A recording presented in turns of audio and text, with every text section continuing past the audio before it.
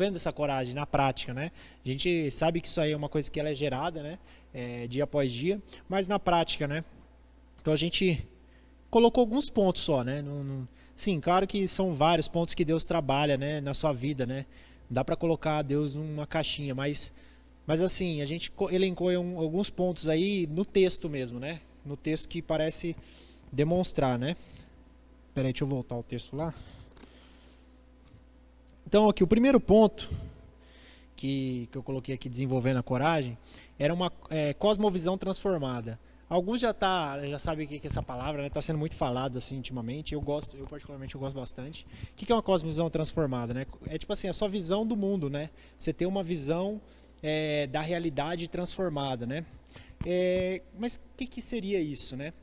Basicamente, é assim, o homem, ele tem um coração, e esse coração ele é movido por narrativas, por histórias, né? Então assim, você pode ter várias histórias, você pode, por exemplo, a história da sua vida pode ser casar com uma pessoa e ser feliz. É uma narrativa que é vendida nos filmes, nas novelas, é uma narrativa, é uma história, e você pode abraçar essa história. Dependendo das séries que você assiste, das novelas que você assiste, você acaba abraçando isso aí por osmose. Ou a narrativa da sua vida pode ser assim: não, eu preciso ganhar muito dinheiro e eu vou ser feliz quando eu ter muito dinheiro. Isso é outra narrativa também, é uma outra história que é pregada também. Mas assim, a Bíblia, ela prega uma história diferente, né? A história que a Bíblia prega, a cosmovisão cristã, a visão de mundo, a forma de enxergar o mundo cristã, é que Deus criou todas as coisas, o homem pecou, ou seja, então o pecado existe no mundo, essa é a causa do mal, né? Jesus Cristo morreu e está redimindo todas as coisas.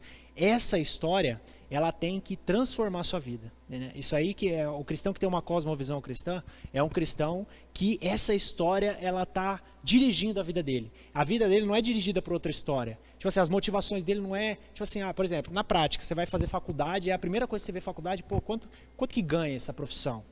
Ou seja, você está vendo apenas pelo olhar econômico. Talvez a sua cosmovisão é uma cosmovisão que está um pouco ainda distorcida com o olhar econômico, né? Por exemplo, um cristão que vai escolher a faculdade, ele vai falar assim: onde meus dons e talentos melhor serve na sociedade? A sociedade tem essa carência aqui, ó, eu vejo essa carência na sociedade. Então, onde eu posso servir com meus dons e talentos? Ou seja, a cosmovisão cristã, ela já vai mudar suas atitudes, vai mudar tudo. Então, assim, mas por que eu estou falando disso? Porque assim, existe uma coisa interessante que Davi fala. Ele, em alguns pontos do texto, ele fala assim, que os filisteus estavam afrontando o Deus vivo.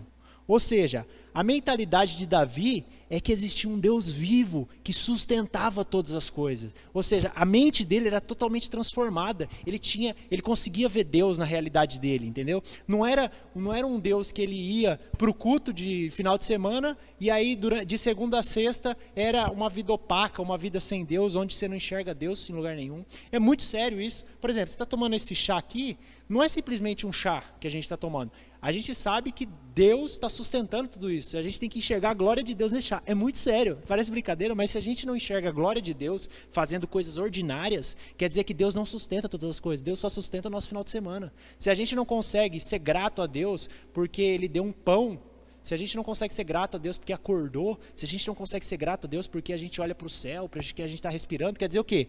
Isso é muito sério, porque quer dizer o quê? Que a gente só enxerga Deus no culto. Entendeu? E tem um momento do culto, porque o momento do culto é onde a gente vem e tem um momento de comunhão, a gente cultua Deus diretamente pelos sacramentos, né, pelo batismo e a Santa Ceia. Mas assim, a ideia é que Davi, ele tinha uma mentalidade totalmente transformada, ele enxergava o Deus vivo, entendeu? Isso é um problema. Às vezes você só enxerga, por exemplo, uma forma de às vezes, ler a Bíblia, assim, que não é tão legal. Às vezes você pega e lê a Bíblia apenas pega texto picado, assim, e lê a Bíblia, né? Tipo assim, tudo posso naquele que me fortalece. Então você pega só esse texto e isola ele de todo o contexto. Mas a Bíblia, ela tem um contexto, que Deus criou todas as coisas, o homem pecou, Jesus morreu na cruz, ele está redimindo, né? Então você tem que entender a Bíblia como se fosse uma história de Gênesis e Apocalipse. Por isso que você tem que entender isso. E à medida que você vai entendendo essa história, o teu coração vai sendo transformado para essa história. Você se coloca dentro dessa história. Você tem que se ver dentro dessa história bíblica. Se você não se vê, se Deus ainda ele é um compartimento da tua casa, ele não é o fundamento da tua casa, quer dizer o quê? Que sua cosmovisão ela ainda não é integral. Você precisa se ver dentro dessa história aqui, você precisa se ver dentro dela. Então, Davi, ele tinha isso, ele falava, o Deus vivo, ele conseguia enxergar a realidade de Deus, ele sabia que ele estava pisando no chão que Deus tinha criado, entendeu? Então, o primeiro ponto tenha uma cosmovisão transformada pela palavra, saiba se encaixar na narrativa bíblica, e não deixe que outras narrativas roubem o teu coração. Esse é o primeiro ponto. Você quer falar alguma coisa? Esse ponto do Deus vivo, Pedro, né, também teve essa mesma revelação. Jesus falou assim, o que as pessoas dizem aí sobre mim? Aí alguns discípulos falavam, dizem que você é um profeta, que você é isso, aquilo, outro. E aí Pedro vem e fala assim, tu és o Cristo, o Filho do Deus vivo. Ao que Jesus responde a ele, Pedro, tu és pedra.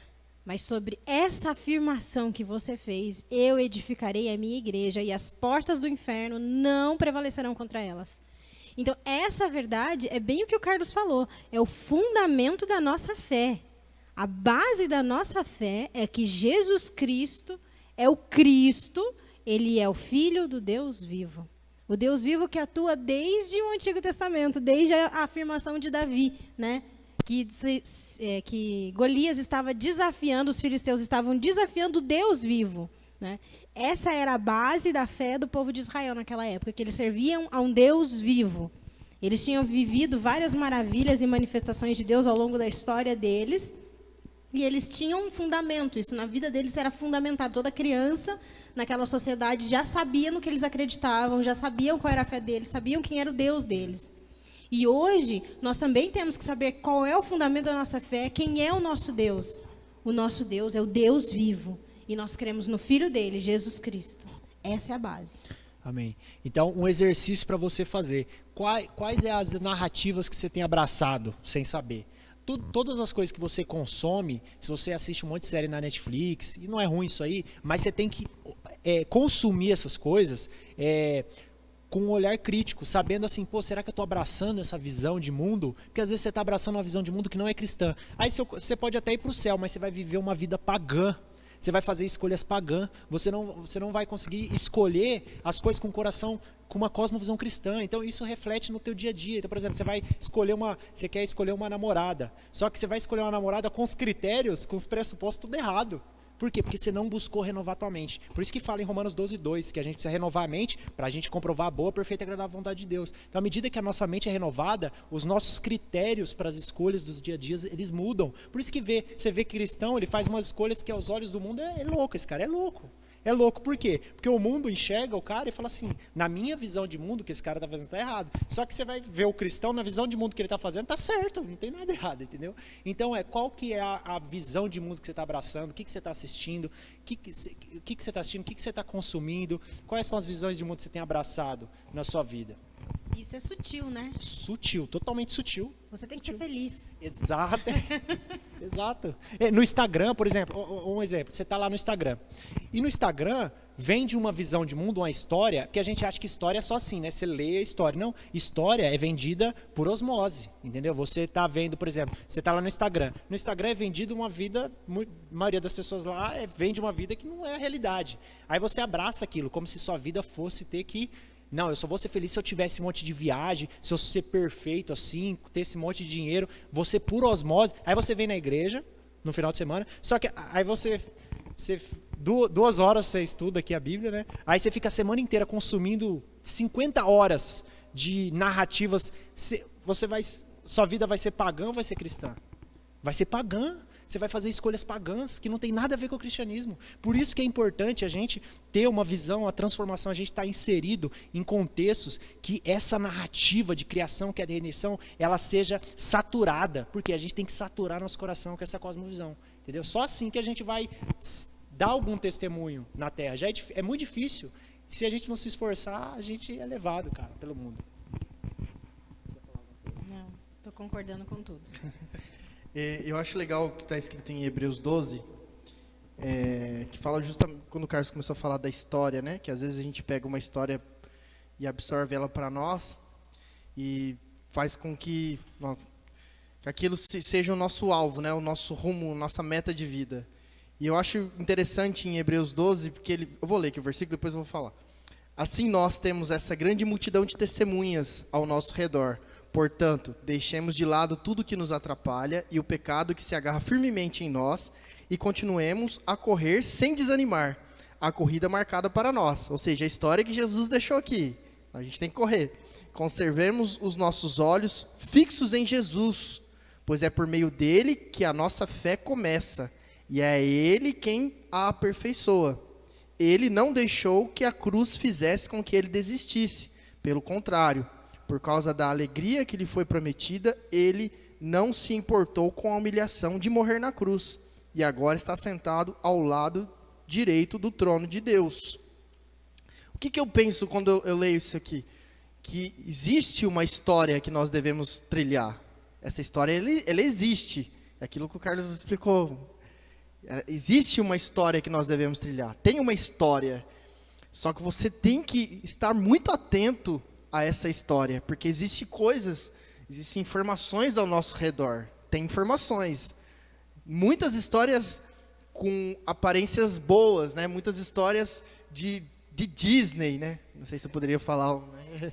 Exatamente. Se a Disney quiser me contratar, tamo aí. A história da Disney. A história da Disney. Tem muita história bonita ao nosso redor, mas não é aquilo que foi proposto para nós, para mim, para você, que acreditamos em Jesus, que confiamos no Senhor. Então, no versículo 2 fala que Jesus, ele não deixou que a cruz, ou seja, que a humilhação, se você não sabe, a morte de cruz era a humilhação máxima, né? Era a punição máxima para o Império Romano, era a morte de cruz. Morria na cruz só os piores dos piores. Então Jesus não deixou que essa humilhação não era só uma questão física, né? Era uma questão emocional, era uma questão de status, era uma questão, sei lá, no meio onde ele vivia, era uma questão que ia trazer muita degradação para a imagem dele. Ele não deixou que essas circunstâncias o tirasse do foco, da história que Deus preparou para ele, que estava escrito no Antigo Testamento. Amém? É isso aí? Tem uma história para mim e para você. E ela não é tão bonita assim, mas ela tem um foco, é a vida eterna, é estar com Jesus, é viver em paz. Às vezes você sonha trilhar uma vida diferente daquilo que é proposto na Bíblia, mas você não vai ter paz. Exatamente. Você não vai ter saúde. A saúde que eu falo não é só saúde física, é saúde mental. Não vai ter uma saúde, não vai ter emoções firmes. Então, é isso aí. Leia Hebreus 12, 2, olhe para Jesus e vai firme. Segura na mão de Jesus e vai. E eu queria comentar também o Hebreus 12, 1, que o Israel falou. Eu gosto muito desse versículo. Que tem coisas na nossa vida que não são pecados, né? Por exemplo, assistir um filme, assistir uma série, isso não é pecado. Mas aqui em Hebreus fala, livremo-nos de todo peso que nos torna vagaroso e de todo pecado que nos atrapalha. Então, tem coisas que são pecados, que a gente tem que abandonar. Então, abandone sua vida de pecado. Você sabe o que é pecado. Deus está queimando aí no seu coração que é pecado. Você sabe o que é pecado. Abandone. Mas nós também devemos nos livrar do peso. Tem coisas na nossa vida que é peso. Né? Eu tenho um testemunho pessoal, né, que eu decidi, já faz 2 anos, né, que eu não ia assistir mais filme, série, nem nada disso. Por quê? Porque me tornava vagarosa na minha carreira com Deus, porque era muita influência de coisas que me deixavam depressiva, que me deixava triste. Nessa quarentena também eu decidi mais firmemente não assistir nem vídeos assim nas redes sociais. Por quê? Porque isso me deixava me sentindo mal. Então, isso não é pecado. Estou falando para você, não é pecado a consumir essas coisas, como o Carlos disse, como o Israel disse, mas isso nos torna vagaroso. E ofusca a nossa visão do qual é o real motivo da nossa vida, de qual é a real história que Deus tem para nós, né? Às vezes não é parar de fazer, né? Às vezes você dá um tempo, estipula um tempo, para você voltar de novo para as diretrizes certas. Eu fiz a Thalita contou a história dela, e eu fiz um voto, né? Quando ela contando na minha cabeça, você é doido de fazer isso? Menina doida, né? Ela me contando. E quando ela acabou de me contar, ela saiu do ambiente onde eu estava e eu fiquei refletindo. Para quem não sabe, eu e a Thalita somos irmãos, né? Então moramos na mesma casa. E eu fiquei refletindo sobre o que ela falou, e aí eu comecei a identificar justamente isso que ela acabou de falar. Existem coisas que eu fazia que não são pecado, né? Se a gente pode denominar isso, mas eu estava fora do foco. Então, eu dediquei um tempo, estou nesse tempo ainda, da minha vida, onde eu abandonei certos costumes para eu, de novo, voltar para as diretrizes. É isso aí. Só confirmando o que ela falou. Funciona. Porque a gente percebe que a gente tem muito tempo ocioso nessa vida, que a gente gasta com coisas que não são eternas, né? E C.S. Lewis diz assim, que tudo que não é eterno é eternamente inútil. Então, tudo que a gente faz que não vai apontar para a eternidade, não tem utilidade. Pesado, né? A gente tem que relacionar tudo que a gente faz com Deus, cara. Se tem alguma área da sua vida que não está relacionada com Deus, você tem que repensar. Você tem que repensar. Porque a Bíblia fala que o nosso trabalho em Deus, em Jesus, não é em vão. Mas se você está fazendo alguma coisa que não tem a ver com Jesus, é em vão. Ele vai ser queimado, ele não vai para o céu. Tá, tem outros 2 pontos aqui. Então a gente falou da cosmovisão transformada, que uns 15 minutos, a gente falou bastante. Mas assim, tem mais 2 pontos aqui. Então, vou citar rápido aqui. No versículo 37, vamos ler rapidinho aqui. Fala assim, ó, disse mais Davi, o Senhor me livrou das garras do leão e das do urso. Ele me livrará também das mãos deste filisteu. Então disse Saul a Davi, vai-te e o Senhor esteja contigo.